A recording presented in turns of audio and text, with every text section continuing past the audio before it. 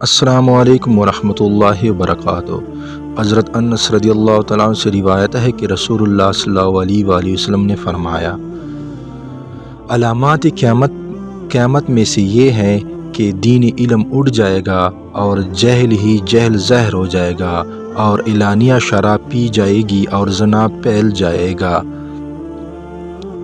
نبی کریم صلی اللہ علیہ وسلم نے ارشاد فرمایا، میرے صحابہ رضی اللہ تعالیٰ عنہ کو برا نہ کہو اور گالی نہ دو، اس ذات کی قسم جس کے ہاتھ میں جان ہے، تم میں سے کوئی اگر احد پہاڑ کے برابر سونا بھی خرید کر دے تو وہ ان کے ایک مد اور نہ ہی اس کے نصف تک پہنچ سکتا ہے۔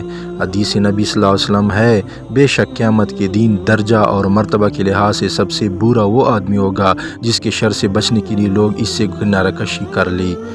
رسول اللہ صلی اللہ علیہ وسلم نے فرمایا، تباہ کر دینے والی چیز اللہ کے ساتھ شرک کرنا ہے، اس سے بچو، اور جادو کرنے کرانے سے بھی بچو۔ صحیح بخاری۔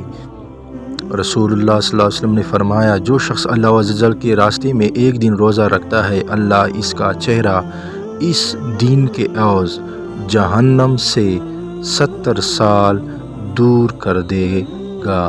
صحیح بخاری و صحیح مسلم حدیث۔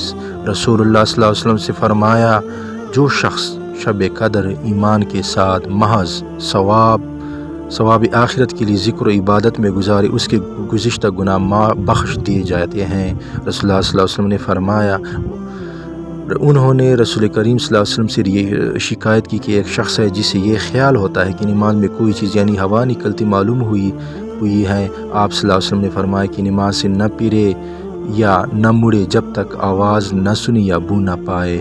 نبی کریم صلی اللہ علیہ وسلم نے ارشاد فرمایا، میرے صحابہ رضی اللہ عنہ کو برا نہ کہو اور گالی نہ دو، اس ذات کی قسم جس کے ہاتھ میں جان ہے، تم میں سے کوئی اگر احد پہاڑ کے برابر سونا بھی خرچ کر دے تو وہ ان کے ایک مد اور نہ ہی اس کے نصف تک پہنچ سکتا ہے۔ صحیح بخاری حدیث 3673۔ رسول اللہ صلی اللہ علیہ وسلم نے فرمایا، تباہ کر دینے والی چیز اللہ کے ساتھ شرک کرنا ہے، اس سے بچو، اور جادو کرانے سے بھی بچو۔